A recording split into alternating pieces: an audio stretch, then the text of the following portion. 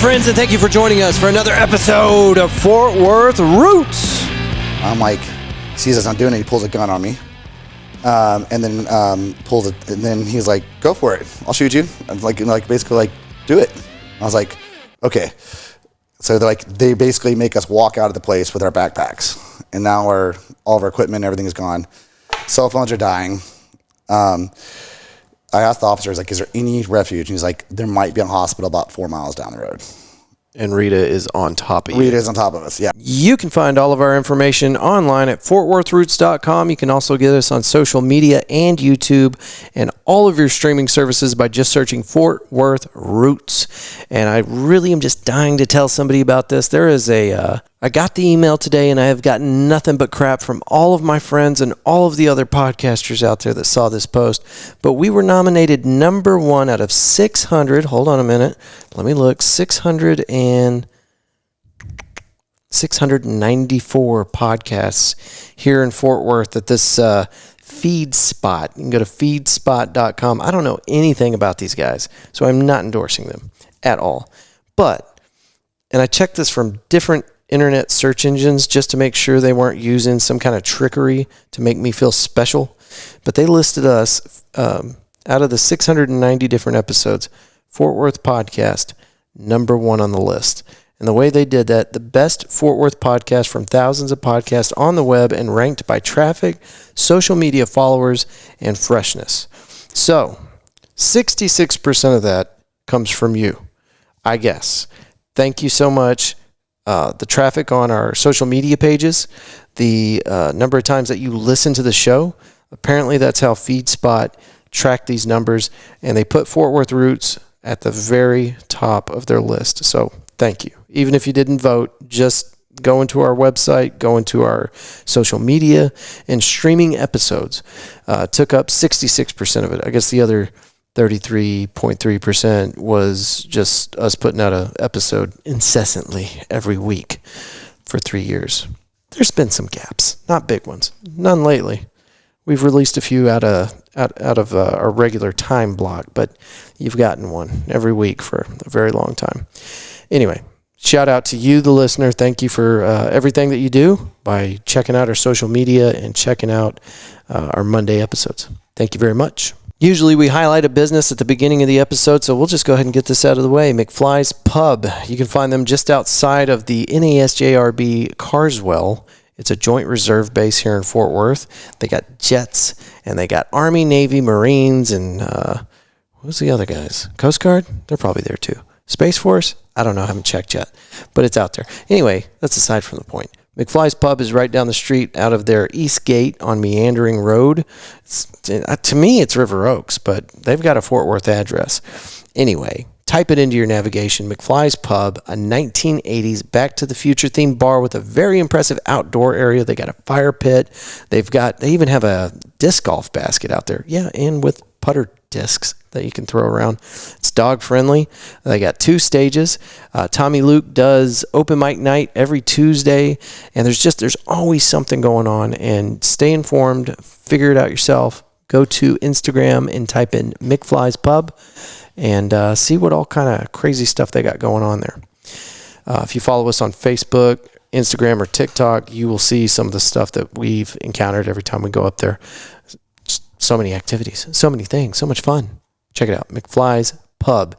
Consequently, today's episode is all about the owner and his adventures here in the city of Fort Worth, watching it grow, watching it change, watching the culture of our musicians adapt to the changes that we've had here in the area over the years. Just a highly interesting guy, and this is not a sponsorship episode. It's not. It's too interesting for that. Casey Smith, anytime I talk to anybody about this guy, people have nothing but nice things to say about this dude. And I think by the time you get done listening to this episode, you're going to walk away with the same conclusion. This is a good dude. And that alone ought to be enough reason to go check out this bar. It's awesome, and you're going to love it. Again, that's McFly's Pub, located near Carswell, or NASJRB, the military base here in Fort Worth. That's enough talking out of me. Give it up for my friend, Casey Smith, and let's start the show.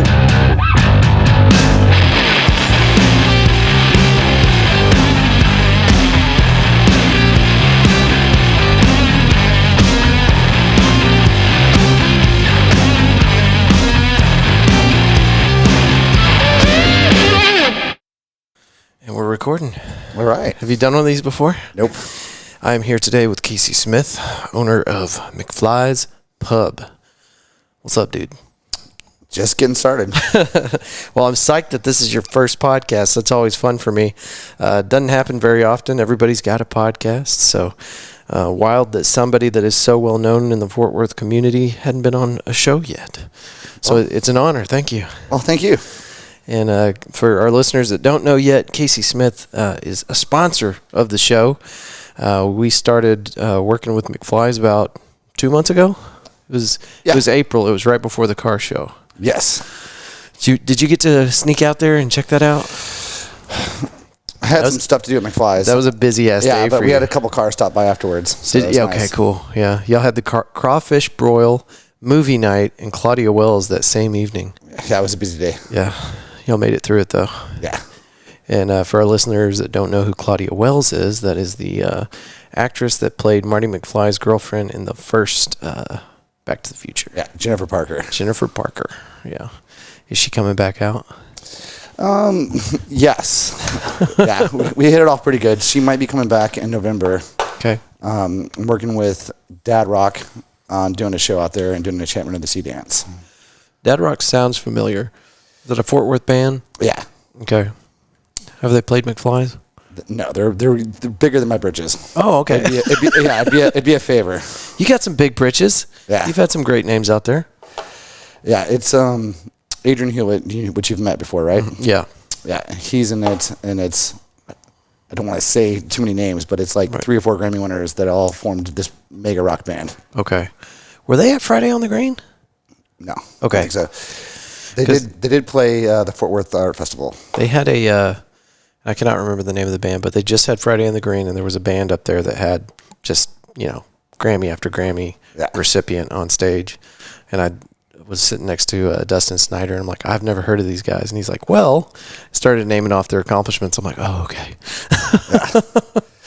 But you have, maybe you're saying that that band's too big for your britches, but McFly's has become a staple for some really big local Fort Worth legends. Like you've got awesome people playing out there at McFly's 2 or 3 times a week. Yeah. Well, by big two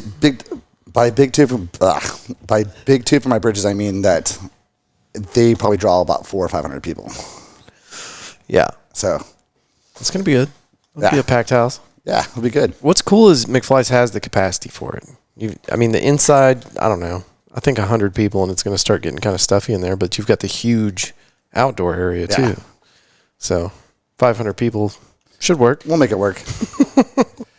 Yeah, basically they'd be doing it as a favor because I've been friends with everybody for a while. Mm-hmm. So we're doing this recording today at Casey's house, and we're just south of the Magnolia area. And you said you've had this house since you were 19? Yes. And you've rebuilt this whole thing. Unrecognizable from what you saw it when you were 19. Most definitely. What all have you done to describe the place? Oh, my gosh. Back when you were 19, describe the place. Wood paneling, carpet, walls everywhere, a kitchen that was too small for 3 people to hang out in. Yeah. Lots of parties. Yeah. I rented it when I was 19, and then I ended up buying it right before I turned 20. Okay. Yeah. So it was just just a dogged out rent house. It was back in the day when Magnolia and this area wasn't completely hip yet. Mm-hmm. And so the people that were here found each other, and it was just a few of us. So it was definitely like an after party place for a while. Is that you think that's kind of how you started getting connected with the Fort Worth community? That was a big part of it. My construction company, I've owned that for 25 years or so, and a lot of my employees were in bands and stuff like that. So we just met each other all through, bands playing at the Rec Room, Seventh Haven, Rubber Gloves, Andy's in Denton, all those places. Yeah. And then they all just ended up coming here. So how did the construction thing start? Did you just scrounge up enough change to buy some tools and get started, or? No, I was homeschooled by my dad from 4th grade on job sites. And then this was here in Fort Worth? Fort Worth, Dallas, this whole mid-city area. I grew up in Richland Hills. Okay. So, and then I moved here. And basically, just like any child does with his father, I was like pissed off that he was hiring people to be a superintendent. So I started my own company because I was like, well, if you're going to pay somebody to run things when I'm basically doing it, or at least I felt like I was doing it. So I started my own company. And I've heard that story before. Yeah. So thanks, Dad. yeah, Do it myself. now we work together like all the time. Right. So he's basically retired, but he helps me to do a lot of projects. I met him at the crawfish broil. He seems like Yeah. a pretty chill dude. He works harder than anybody else I know. Yeah. What was cool about that crawfish broil and your dad is that he had live crawfish brought up from Louisiana that morning. Yeah. And that's the story that was introduced to me as I'm meeting your dad while he's smoking this huge cigar. Oh yeah. So y'all are working together regularly now, and Yeah, we both have our own projects, but we usually intertwining somehow. You know, he does a lot of crazy welding and super good carpenter, and he runs a cabinet shop. And then, I don't know, he gets bored, so he wants to be involved with everything. And so there's usually something in any project I do. so what do you specialize in that Dad's going to pick up the phone and be like, okay, this is a Casey thing? Man, I don't know. I don't want to toot my own horn. Selling jobs, I guess, and being busy is one of my talents. Yeah. Very personable. Yeah. Easy to talk to, so he'd rather have you in front with the customers. Yeah. Yeah, that makes sense. So yeah, he's had his own company for I think like 50 years. Mm-hmm. What was the name of the place that you launched? That I think whenever I talk to people about Casey Smith, they always bring up the warehouse. The warehouse. Yeah, I was struggling. Thank you. How did that get started?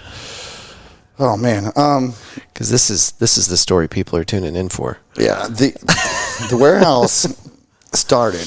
Well, before it started, there was just kind of like an odd-looking fellow outside of the building. Like I could tell he was like struggling, like hauling stuff out of a building. So I'd stop by, and the building was half of it was missing a roof. There was no electricity in it. There was no water. And he was like, "Would you like to rent it? I own it." And I was like, "You own this?" It's just an empty shell. Yeah, at the time he was living falling apart. And at the time he was living in his car, and so he made me a deal to rent it super cheap. And then I didn't know what I was going to do with it. To be honest, I was just like, "This is a cool building." Just rented it to rent it. It's right around the corner from my house. Okay. And then eventually, like within a couple of days, I started clearing it out, and everybody's like, "What are you doing?" And so my friends started coming up, and then. Man, and then people started knocking on the door and being like, "I want to be a part of whatever you're doing." And Before you knew what you were going to do with it. yeah, and then at some point in time, I decided to do something with it because I was getting tired of bars, and I was like, bars are great. I mean, I own one, but there's a certain spot where you stop your creativity and you just at a bar. And so I wanted to create a place where, yes, there's music and bands, but also like there's art and creativity and like, you know, skating and like all kinds of fun stuff. And then literally just people started knocking on the door, and then I had a whole community, and that community grew. And then there's people living. I built apartments in it. We had, I think, one time 4 or 5 people living in little apartments they built in there. Wild. Yeah, and we put some pools up, and it was nuts. Like I think one weekend we had 5 Grammy winners playing. Damn. So, and then it became a staple. So just all sorts of wild shit going on there. Yeah. and I didn't even know what I was doing. I was just like, it was just growing, and I was like, I'm just going to feed the fire. Yeah. Let's just go. You're just Casey Smith. Yeah. Being Casey Smith. Yeah, and it got tricky with like TABC, and like sometimes I'd have catered events, and sometimes it'd be BOIB, and nobody knew what it was gonna be when they walked in. And then we just had some really good people, Nicole Fino, Rafe, Jay Wilkinson. They all just like jumped in, and I started doing like art projects. We were building like 30-foot monsters climbing over the building, and like we had a Bill Murray Can Crash here. We had the Marshmallow Man on top, and yeah, it was Just a And then it became a thing house. where kind of like famous people would stop by because it was like, if you're in Fort Worth, you need to check this place out. Wild. And it was great because we weren't open all the time. So it was only open like maybe 4 or 5 times a month. Yeah. Except for the people that were living there full time. Yeah. And they played pool and had a free bar. So when the warehouse meet its demise? When the same guy, The guy that was renting it to yeah, you. it was a big spot. It was 14,000 square feet inside. Wow. And then I had the Shit. outside. And so I also had my shop there. And I noticed I do a lot of historical houses, and my old doors and stuff like that I would take off and like store while I'm doing jobs were ending up at another spot, like a resale store. Oh shit! And so somebody was lifting them, taking them, Yeah. trying to sell them. yeah, and then I know the owner of the place, and he called me. He's like, "These are yours." And then, long story short, is the same guy that I was dealing with in the beginning became even more homeless and wanted to move in, and so I had him living there. The guy that you're renting from? Yes. And Okay. so, yeah, and then he'd like come out in his underwear and stuff, and like shower outside. And it got to the point where like I just couldn't do it anymore. And so I tried to buy the building. Yeah. And then for some reason, wouldn't sell it to me. So he actually ended up selling it for less than I offered him. So, Sad. but to be honest, the warehouse had to have a time period. Right. It was too crazy. Yeah. If it was today, it wouldn't. There's Yeah. no way. Yeah. Right. And Fort Worth was just different then. Like it needed that thing to happen to connect everybody because there wasn't a lot of connection with bands and stuff like that. Yeah. That's nuts. And when did you finally close the doors there? I think the last show was Leon Bridges, Telegraph Canyon, Burning Hotels. I think it might have been Burning Hotels' last show, maybe even Telegraph Canyon. I'm not sure. And then I had ran my shop out of it for just a little bit longer, and then I just couldn't do it because the guy was just Out there. Yeah. Making your life hell. yeah. Was this right before Leon Bridges got his name? He was actually he kind of got a start a little bit at the warehouse. I remember having a conversation with him. I was like, "Do you want to be famous?" And he was like, "Yes." And I think he wasn't old enough to drink a beer yet because his mom would come in and he could have a beer with his mom when his mom was there. So I just said, "Okay, here we go."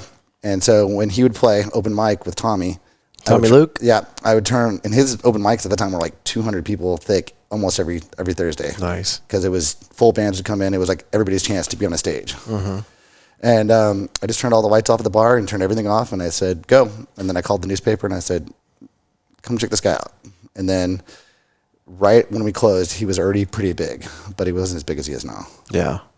I saw a sign the other day. It was, I think, a WinStar Casino sign talking about Leon Bridges. And I'm like, oh, I know all about this guy. Haven't heard a lot of his music, never seen him play, but everybody talks about how Leon Bridges kind of made his way up. Oh, yeah. I mean, he used to walk up and down the street playing guitar. He did like the dream. Yeah. Sounds like a really interesting dude. Never gave up. Mm-hmm. So there's somebody out there right now listening to this, and that they tuned in just to hear you talk about the warehouse. There's a story that they want to hear about. They're like, man, I hope he talks about this one time. Oh, man, there's probably like 100 of them. That's the problem. Is like you don't know which ones people want to relive and which ones they don't. Right? Yeah. Oh God, don't let him talk about that one. I mean, there's. I can tell you one story that just always makes me laugh. Yes. I don't even know exactly what was going on. The names have been changed to protect the innocent. But it was a Halloween, Okay. and then Halloweens were one of our biggest nights. I mean, we usually have about 700 to maybe 1,000 people. And I'm a clown. No, I'm Peter Pan. Okay. One of my friends is a clown, and everybody's all dressed up. And there's just this dude that was having a problem. And do you know Brighton? Maybe.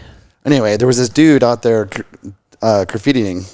And so Brian just grabbed him and grabbed the spray paint and started spray painting him. Oh, shit. And then walked him out the door. And then he came back in and tried to fight us. And I had this kind of like makeshift like register right by the door. Anyway, the guy came in and like pushed Brighton and the money flew everywhere. And the next thing you know, there's like a clown and Peter Pan and like everybody's just like manhandling this guy. And it was, I don't know, there was probably like $3,000 in small bills just flying everywhere. And we're just like grabbed what we could. Folks, somebody out there has got to have a picture of this. The search has started. I want that to be the cover for this thumbnail. Yeah, but the best way to know the warehouse story is talk to people that went there. Yeah, Because I could just go on and on. Well, there's a couple of people that wanted to sit in on this. I think Jenny Mac wanted to maybe Yeah, partner in this episode. She's been in there before. Yeah. Yana Renee wanted to help out with this one, but we'll have to do another one where we get like the whole crazy group in here. And yeah, there was just this whole family got formed, and it was like nobody. If somebody stopped for a second, somebody else picked up. It was just this crazy machine. So, how long of a break did you take between Warehouse and McFly's? So when McFly's when Warehouse ended, I was like, I'm gonna focus on construction. That was really crazy. I can't believe it lasted so long. I now know everybody in Fort Worth. Like, it felt like that anyway. Right. And so I just focused on construction, and then McFly's happened because a buddy of mine that I've done some construction for got the building, and he was like, I don't know what to do. I think you're the only person that could pull something off way out here. And I was like, I don't want to do it. Yeah. And then he talked me into it. So I wasn't even looking for that one either. I wasn't looking for the Warehouse or McFly's. Yeah. Well, we probably need to describe the condition that place was in. I was actually stationed on that military base for 9 years, and I saw it change hands twice while I was there. Oh, yeah. And somebody told me that afterwards it had become a church, but It was a church. Yeah, it was a church it was still a church building when I got it. Yeah. And whenever we were going there, we only went there a couple times because it was so god awful. The people inside were rough folk. I mean, it just the place stunk to high heaven. Very dimly lit. It was just carpet. Really, yeah. The whole thing was just you felt like you needed to burn your clothes after you walked in there. And that's one of the reasons I was like, I don't want this. Yeah. I don't know anything about this area. The only thing I knew is I had a 5-year contract with the military, rebuilding 70 houses on the military base. So I got 70 houses? Yeah. Damn. I did it in 2 years, and it was a 5-year contract. So a little proud of myself. You built these from the ground up? No. Oh, okay. Just redid them all. Okay. Remodels. And then I did. Still amazing. Yeah, and then we did 5 houses on Captain's Row, and those were the big ones. Okay. But all the guys at the base were like, I love Fort Worth, but this place doesn't have a little spot outside. Like, I don't know, I'm not talking crap about River Oaks in the area, but like, there's not much mom and pop feel out there. No. Like, if you at the time, everybody was going to El Chico's. Yeah. Was like the only spot to like go have a beer. And I was like, this is terrible. Mm-hmm. So I had a little bit of that feeling. No, it's definitely filling a vacuum there, and you're technically inside Fort Worth for some reason. I don't know why. Yeah, but it's Fort so Worth. Weird. Yeah, because you have to drive through. The only thing between River Oaks and the base is McFly's. Yeah, and for some reason it's. I think it's like this little dot. Yeah, I think like every direction it's some other town. Exactly, but I think the reason being is they're really strict about their liquor license or something, because there are no bars in that area, if I'm not mistaken. I don't know the answer to it. It just seems like the town just got stuck somewhere. Yeah. Like even like the shopping centers and all that stuff is like they keep doing like resale stores and stuff like that are meant to close and not going to generate any tax revenue for the city. Yeah. Yeah. Well, we know the mayor. You've met him. Yes. I love the neighborhood though. Like we're like I can walk to the river in 3 minutes. Yeah, isn't that cool? Yeah, I'm a big fan of that Trinity River Trails. You can hop on it just about anywhere in town and take it 17 miles in any direction. So yeah, we've had people paddleboard up there and stuff. Are you serious? Yeah, I ride my bike up there all the time from here. Okay, and I saw your little moped. Is that the new one? That's not the new one. No. Oh, okay. I just bought a '64 Honda Dream. Right. Where's that one at? It's in my shop. Okay. Right. Which is about 700 feet that way. Okay. Earlier I was pulling up your address and I want to make sure I was in the right spot, because for whatever reason when I pulled it up, it's not what I was expecting, and I'm like, is this the right place? And I zoomed in and I saw that scooter sitting there. Did you know it's in the Google Images? No. That scooter is in the Google Images. So I don't know how long you've had it parked right there in front of your house, but it's been captured. I think that's like my 6th one. Okay. Yeah. How are you liking the new one? The new, it's great. It's 1964, so I'm kind of working all the time. So it's like work on it, ride it, fix what breaks. Yeah. But that's the fun part. Yeah. Do you take it from here to McFly's? Mm-hmm. Yeah. I take that little one too. Yeah. Just surface streets. Yeah. I wouldn't get on the highway in that. Not in that one. Well, McFly's, we talked about how gross it was whenever you took over the place, but we have to mention that McFly's is exquisite now. You've done an amazing job remodeling that thing, and you've pumped some life into it that if anybody saw it before, they would have been like, nah, you can't do anything with this. Just tear it down. Right? I mean, those are your words. But yeah, thank you very much. It's amazing now. Yeah. And it's got a great vibe. When I walked into your house, and by the way, thank you for doing this here. It's awesome. It's just got a really chill vibe, and I don't know why that surprises me, because McFly's is exactly the same way. It's just got that good energy. Well, thank you. And that's what you're aiming for, I'm sure. All right, where do we take this conversation from here, Mr. Casey Smith? Oh, man. What do you want to know? What's next? It feels like McFly's is kind of, it's exactly what it needs to be. Like, there doesn't need to be any work done to it. It just needs to be maybe more people finding it. Maybe there needs to be a little more traffic there. Not that it's ever dead. That's kind of the fun part. It's kind of like fishing. Yeah. You know, see what happens. Like we have some big shows coming up. We have, and like every day we get 3 or 4 new people, which I don't know a lot of bars that get that.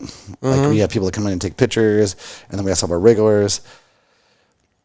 So I like watching it kind of evolve naturally. Yeah. I mean, you go in there and you don't more always, than I should. Yeah, you don't always know what you're gonna get. You might have Karen in there and 2 people, or you might walk in and be like, what is this? Yeah, for real. There's a military retirement party, or there's like belly dancers or whatever. You know? Or 50 people from Lockheed just showed up. Yeah. It's weird. It's always a different crowd, for sure.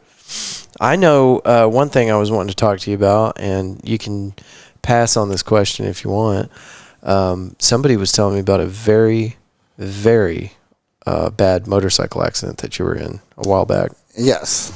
Is that something you're comfortable talking about? Oh, yeah. Yeah. When was this? I was 18. And basically, there was a cop that was in the wrong lane that caused a car to hit me in the head on. I think it was 27 broken bones. And then they actually outlined my body on the street because I didn't think I was going to make it. Shit. And then both my legs were scheduled to be amputated. And then luckily, my dad, like, he's a hero. He just like figured out and got a hold of some charities. And so I think it was Golden Cross or Yellow Cross paid for the surgeries. Damn. To keep my legs. God. So how long did it take you to recover from that? And this, you said you were 18? Almost 19. Okay. So right before getting this house, right before buying it. I mean, wow. Yeah. I think I was in a wheelchair for about 5 months. And then pins and screws and plates. And then it's kind of one of my, I think everything happens for a reason. So like I'm grateful that it happened, because I probably would have been an asshole or something, because it really humbled me. I mean, and then do you see that little weird shoe thing up there? Yes. So that's something that's kind of cool, like, happened out of it. So I lost my peroneal nerve, which gives me drop foot. And most people that have drop foot, like, the doctor was like, you're probably going to just like give up on walking. That's normal what happens, because it's kind of awkward. And so I made that, and it taught me to walk better. And I only had to wear it for maybe 4 or 5 months, and then I could walk as good as you can see me walk now. Retrained yourself so that you did not have drop foot anymore? Yeah, and then I was able to talk to some people, and long story short, save people money, because I gave up my patent on it so that it could be cheaper. Casey, that's awesome, man. Yeah. So you developed a method to save your own foot from the drop foot condition. Yeah. And then you passed that on so that physicians could help out their patients. I took out the middleman so that they couldn't charge $900 for something that I made. You're a good dude, Casey. That's awesome, man. Yeah, well, after 6 months or 5 months in a wheelchair, like I said, you humble yourself. Yeah. Damn. So how did you come up with the idea for that shoe? And for our listeners, it's a shoe, and it's got kind of looks like a shoehorn sticking out of the back of it. You can go grab it. Well, you're wearing a headset. I can grab it. Hold on. Yeah, keep describing it. Well, basically what it does is when your foot drops, the gravity of your foot is less. So it's basically a spring that lifts your foot up, but it trains you to not rely on a stiff brace. He's coming back. Doesn't look like much. Well, it doesn't have to look like much if it got you to walk again, dude. That's awesome. So this is a spring-loaded brace. It's got kind of a tension to it. It seems like something that should have been invented. Right. A lot of good things happen that way. But basically, when your foot goes down, it weighs less. Mm-hmm. So this spring would act to lift it up. Okay. Everything else they were making were stiff braces that would go all the way up your calf and lock it in like a boot. Yeah, like a cast. Yeah, basically. Yeah. So this just got it to where because I was young. I didn't want a girl to reach over and touch my leg and feel something huge. Yeah. Unless it was on the inside of the leg. Yeah. So awesome, man. So, and how did you get this distributed out to other medical practitioners or practitioners? Excuse me. I'm trying to think. Well, I can't remember exactly how it happened. Once you have something, you can kind of notice when somebody else is struggling with it. Yeah. And then I started talking to people, and then some people were like, hey, and then eventually I talked to a guy named Bart Holland, and he drew it for me, and then I went to the patent people, or actually I went to a lawyer, and then that's how it all wound up with the company that wanted it. Nice, man. That's really cool. Yeah. One of the reasons I didn't do it is, I'm trying to think if I can say this or not without getting in trouble. So I have a cousin that basically was able to sell the MP3 formats and was a part of Napster and created all that stuff. And he got very wealthy really fast. Nice. And when I was looking at this, the money was in the large amounts. And he was like, don't do it. You're too young to have that much money. And like 2 of his partners already committed suicide. So he's he's the only one left. Damn. And so he was basically like, don't do it, man. So I didn't do it. I was like, your life's better than money. Yeah. So probably. So now I work for money. Probably pretty sound advice, though. Yeah. Honestly. I'm trying to think of this kid's name. I want to say it's Aaron Carter. I don't know if that's true or not. But he's one of those Disney childhood stars.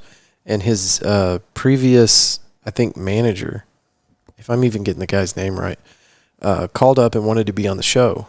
Well, the guy that he was talking about, this child star, had pretty much had an OD like a year or 2, 3 years ago. And it was just really cringy. Sorry if the guy ever hears this, but I didn't want to have him on the show to talk about some other musician that he was trying to promote that wasn't even from Fort Worth. So it wasn't relevant to begin with. But he was trying to ride the publicity off of this kid that, in my opinion, it sounds like they had just kind of taken everything they could from this kid. And then he ends up killing himself with drugs. And now here's this guy trying to get on our show to promote some other kid that he's going to do the same thing to. It was just super cringy. But, yeah, whenever these – you see it a lot with the ones that are in the media, the young kids that blow up quick and get all that money, and then they go nuts, drugs and all sorts of crazy debaucherous shit. Yeah. So that could have been you, Casey, with your magic shoe. Yeah, I could have been an asshole. How long was it until people stopped with the GD Forrest Gump jokes? Explain that. Well, Forrest Gump had leg braces for his issue, and we're looking at a pretty advanced shoe here. I didn't really get much of that. I mean, you've got better friends than me then, because they would have never stopped harassing my ass. I think it's kind of funny, but like I was really popular for a guy in a wheelchair. Yeah. Like I was like rock climbing. I was like going all over the place. I was like going on dates, and like like during the wheelchair phase. Yeah. Damn. Yeah, because you could get away with anything. So. So I mean, I had pins and steel in there in the wheelchair, and then afterwards, like I had a walker for a while, but then like I kind of used to be a gymnast, and so like I used to like my arms were strong, so like I'd be in a walker. If somebody made fun of me, I would just push up and do a handstand or something, And I was like, these will be better. That walker was made out of solid steel, right? Yeah, I think there's a picture on my fridge of me doing a handstand on on the walker. Yeah. We're gonna have to take some pictures of this stuff later so I can put it. There's as also a picture of video. me kind of naked up there, so. Oh yeah, we'll try to keep that one out. Yeah. Oh man, those are the questions that I had for you. I know we could go on forever, but I'm gonna need some help with some prompts here. All right, so back to McFly's. Yeah. Back to the warehouse. There's a little bit of a story on how my creative brain kind of came up with a little bit. So when Katrina hit, I ended up in New Orleans. And I was supposed to be there for a couple months, and I ended up being there for 22 months, I think it was. Was that 2005? 2005 is when, Katrina hit. And then I got there, and then I had to evacuate. And this, I could start telling this story, but it's so involved, and it's a whole nother thing. I got a lot of battery life. I don't even know. I mean, we'll see where it goes. Where do you want to start? Do you want to just like talk with the phone call, or how I got there? We lived in. What were you doing there initially? Well, initially everything that I was there for fell apart. Okay, you edit this, right? Sure. Okay. Andrew, edit this part out. Well, I'm saying maybe it's too much information, but I was doing some hedge hunting kind of stuff for this crazy, eccentric guy, and doesn't matter what I was doing. But he was like, hey, Katrina hit, do you want to work for, I'll give you a truck, a trailer, an RV. Do you want to go haul trash for FEMA? And I was like, why not? It sounds like an adventure. Yeah. And so I called some of my friends that had no background or anything at all, like just misfits. And they all did stuff, like photographers and musicians and stuff like that. They just never hauled trash before. Yeah. Anyway, so I joined this caravan with all these guys, and we get there, and we get to the airport where they're supposed to be, and FEMA's not there. And I realized that his whole plan is full of bullshit. Oh, no. Yeah. So you went down there, false pretenses. Yeah, there's no work. Yeah, well, it's not his work. Oh, and okay. So my construction company had already been established, so I called some people from Blackman Mooring, and I was like, I'm here. And long story short, I had a personal relationship with the family that owned that company, and we got gigs. And the first one was a Mervin's, and it was in a mall, and we ended up living in the mall, living in the Mervin's for about 2 months. Post Katrina. No, we had to leave. So we got there right after Katrina, but then Rita came in. There's so much to the story. We're talking like movie stuff. Yeah. Well, just tell us what you can. Okay. So you're in Mervin's. Well, okay. We'll back up a little bit. Okay. All right. So this dude's like owns the truck and trailers that we're in, and I come up with these contracts, and he's basically, I'm not going to do these contracts with you because I wanted more money because they were my contracts. Right. You didn't secure any of this. Yeah, and so. I know Rita's coming in. Cell phones and stuff like that, and like laptops weren't what they are now. Right. So I'm calling my dad, and I'm like, and he's like, "There's another storm coming. I don't know what to do." And at that point in time, we haven't got to the Mervin's yet. We've been sleeping in the trucks for about 3 days. Oh shit! We're under martial law. We got clearance. So New Orleans is very sketchy at the time. There's no power. Right, There's no nothing. And so we decide to go try to find a camping spot. Well, me not knowing the area, I made a mistake of driving down below a levee. But it was a campsite. Yeah. It said camping this direction. I was like, let's just get the fuck out of the truck, excuse my language, for just a night. Like, we're tired of like falling on top of each other, sleeping and stuff. So I was like, I'll sleep on the ground, I don't care.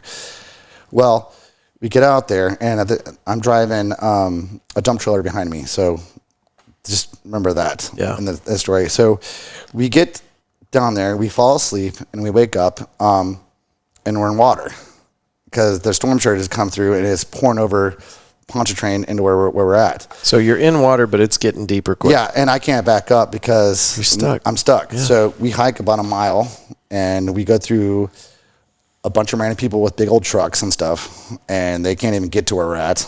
And at this point in time, this isn't my truck. Right. This is the other guy's truck. Right. Who you're already kind of at odds with. Yeah. And so we eventually get a huge tow truck company that brings an 18-wheeler out. Well, we're riding on top of it, and it tips over and falls into the water. You're on an 18-wheeler? Yeah, You're like on the box truck? More than 18-wheelers, like one of those big ones that haul other semis. Oh, with a crane on it. Okay. And it dumps. Damn. And so we're on it, and it just falls over, and we all just crash in the water, and we're just like, and now we're with this guy. So then they send out an excavator, and they excavate, or they like chain that up, and then they eventually get my truck and pull it out.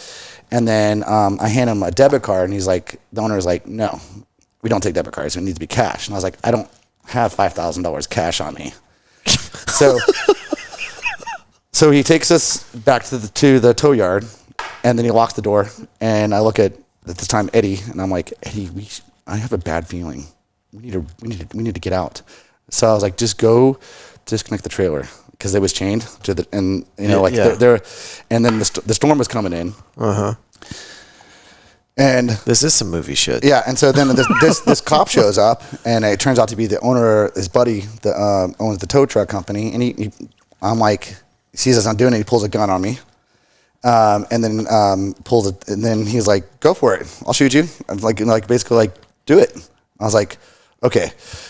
So they basically make us walk out of the place with our backpacks, and now all of our equipment, everything is gone.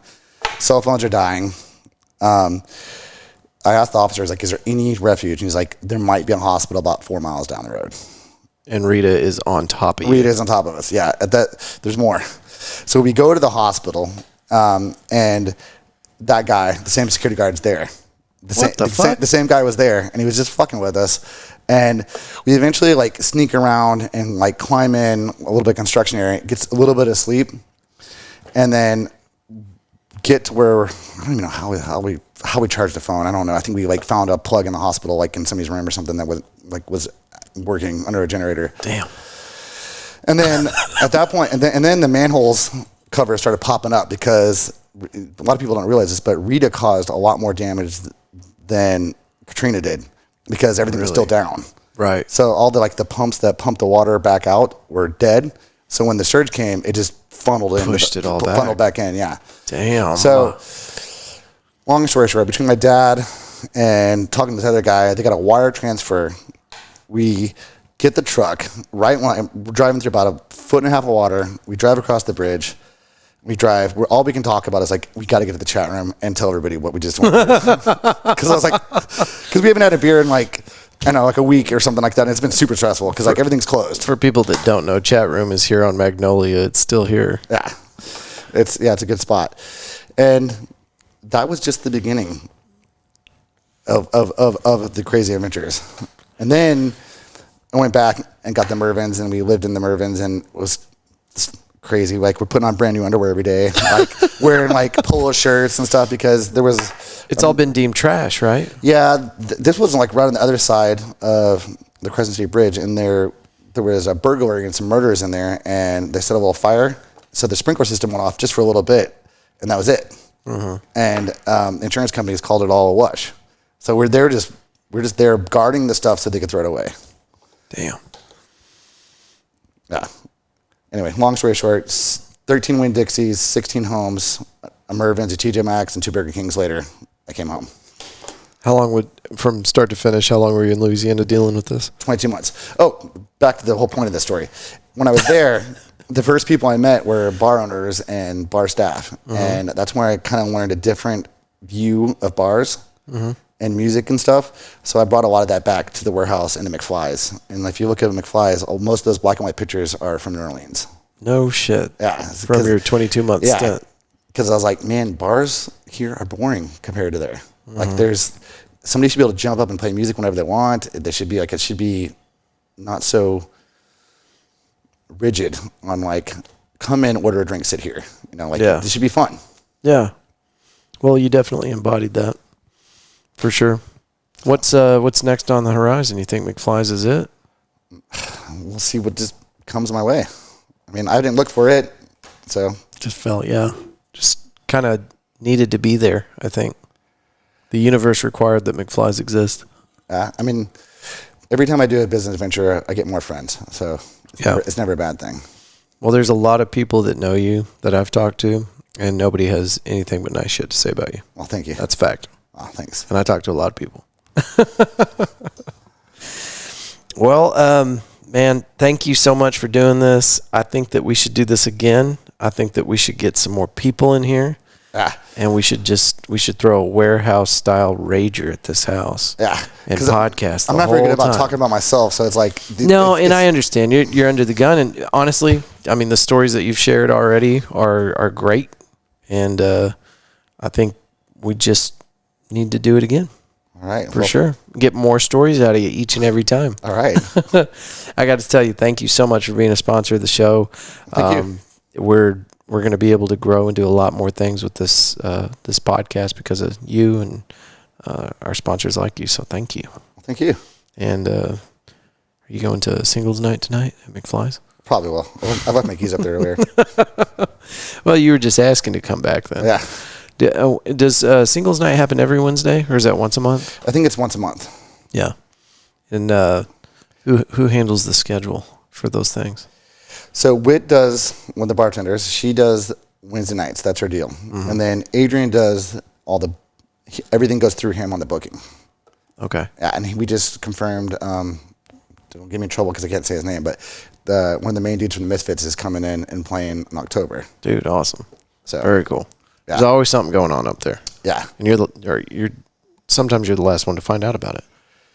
Well, sometimes. Sometimes things just happen, and I found out later. But scheduling, I try to know what's going on. Stay on top of it. Yeah. So and people can usually catch you up there at McFly's before 5:00. Yeah. 6:00. Try to get out of there before it gets too wild. Yep.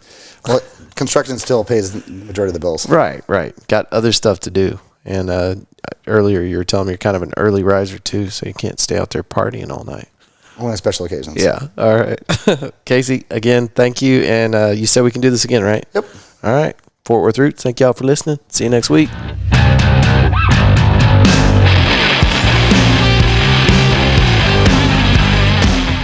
Huge thank you to my friend, Casey Smith. Dude, thank you so much. That episode, that was great.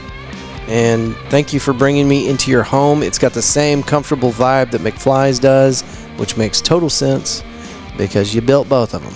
So anyway, thank you very much. And I mean it, man. We got to do more recordings. I'm going to bring somebody in there and pull those stories out of you.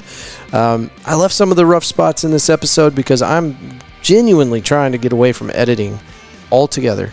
I had some very trustworthy friends, some podcasters, bend my ear a while back, and they said, listen, you got to quit over-processing these episodes.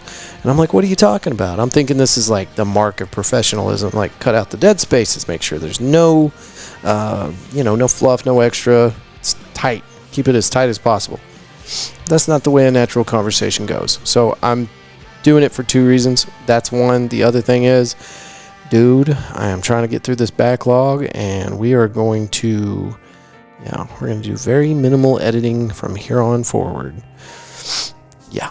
So anyway, there were some rough spots in there, but I feel like it adds value. I got to screen the whole thing today. I do it now. I upload them to Dropbox, and I put them on my phone, and while I'm at work, I'm listening to these episodes so I can go ahead and screen them. So unless there's just something absolutely insane in there, I'm not cutting it out anymore. Anyway, point of the story is, Casey, you did great. I want you back on the show, and next time we're going to bring in some of your homies, and we're going to drag those stories out of you. We'll figure it out. We'll figure out a way to do that. But anyway, great episode. Go check out McFly's Pub. It's at 6104 LTJG Barnett. That doesn't matter.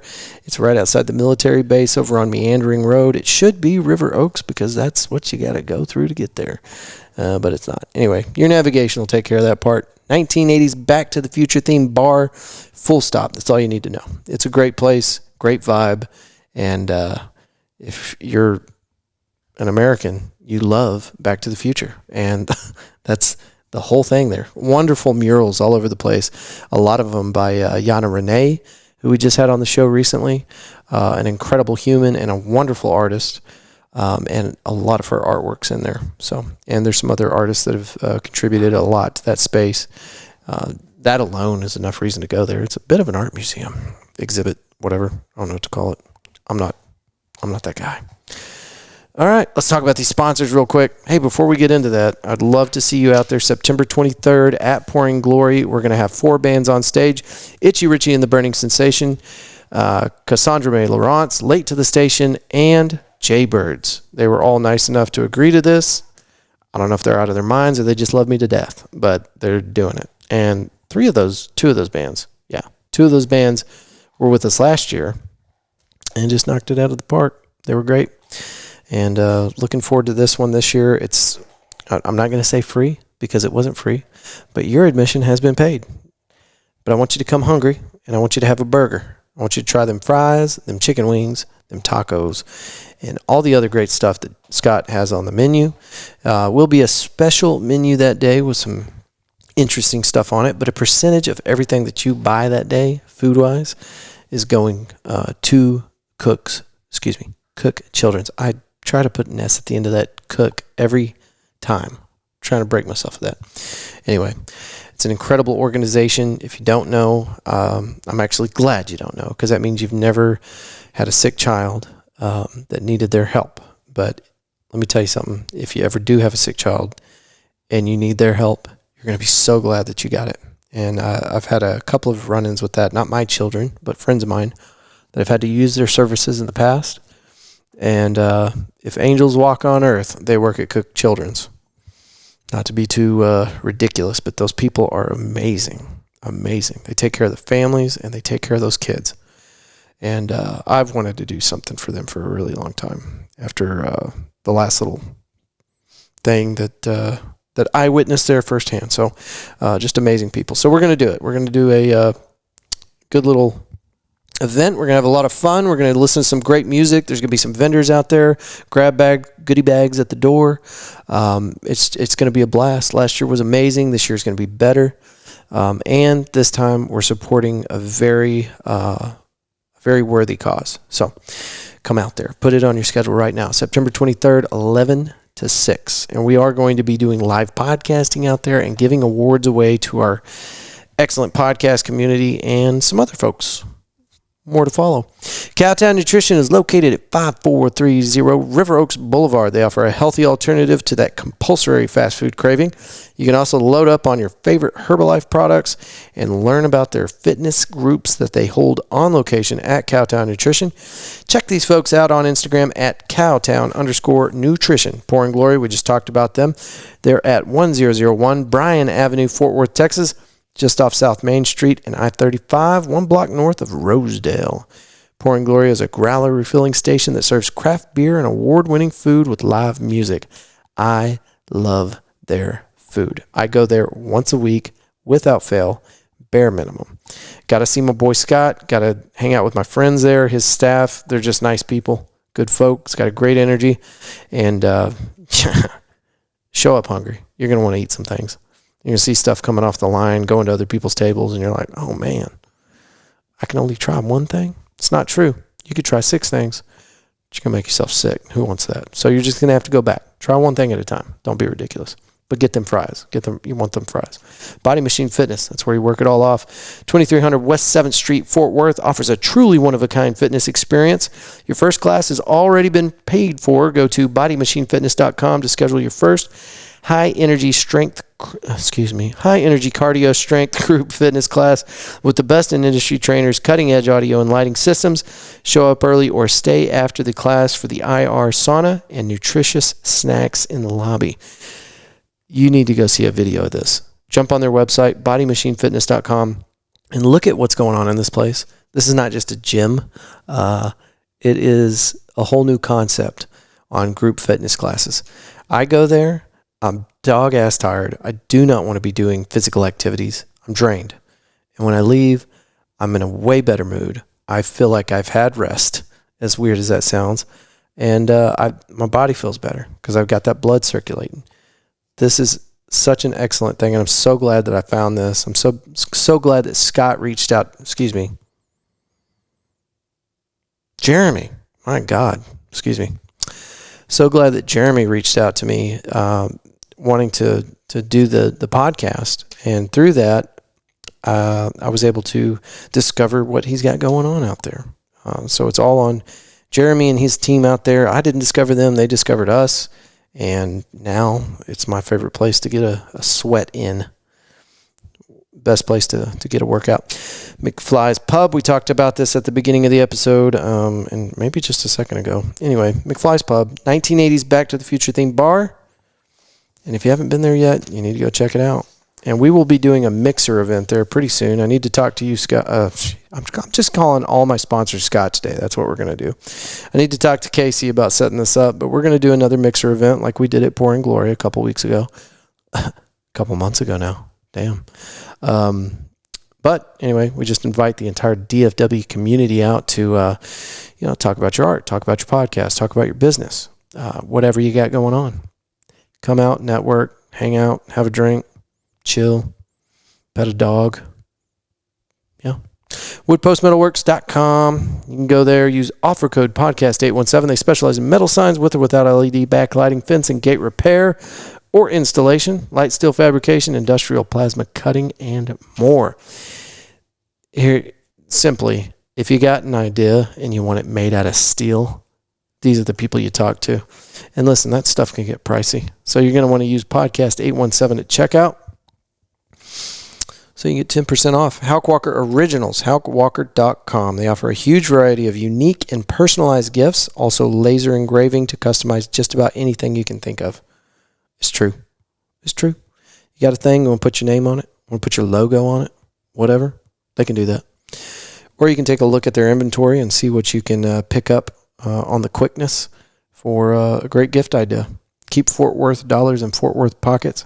You want to get something cool for somebody's birthday, anniversary, Christmas present, or whatever? Do it here first. Check this out. See if they've got what you want. Houckwalker.com and Wood Post Metalworks are both really great options for gifts.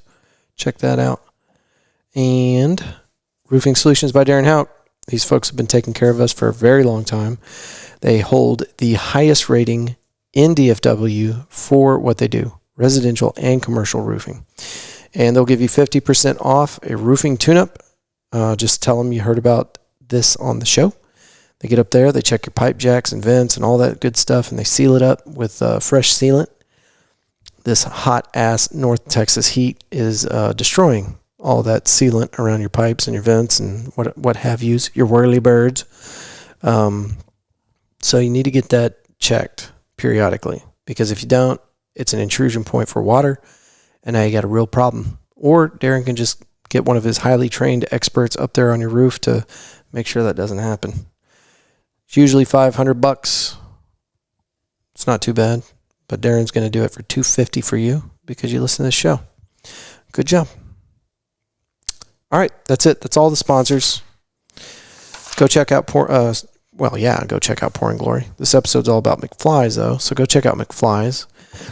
And you can go to McFly's Pub on Instagram, just like that, McFly's Pub, at McFly's Pub, and see all the cool stuff that they got going on at McFly's Pub. Tommy Luke, Tuesdays, they've got that open mic night. They've always got somebody else jumping up on stage. There's events all the time. They've got a singles night. Oh, here's something fun. They've got an item of the week. They just take this thing, an item. It's usually pretty small, maybe a little bit bigger than a Hot Wheels car, and they hide it somewhere in the bar. And if you're following them on Instagram, you will know what the item of the week is. And you can peruse the bar all over the place and try to find the item of the week. And if you find it, I believe you get a free beer or a free drink. So that's pretty dope. Anyway, check that out. Thank y'all so much for listening to this episode. Casey, again, thank you. And let's make sure and not take too long to get another episode out. I'd love to come back and chill in your dope-ass house. That thing is awesome. If y'all are not watching this episode on YouTube, you're missing out. It's got a cool little house. On YouTube, it's Fort Worth Roots. All right. Oh, yeah, and we were nominated to be number one, or we are number one on some random website, by the way, out of 690 different podcasts in Fort Worth. Fort Worth Roots is number one. And now you know the rest of the story.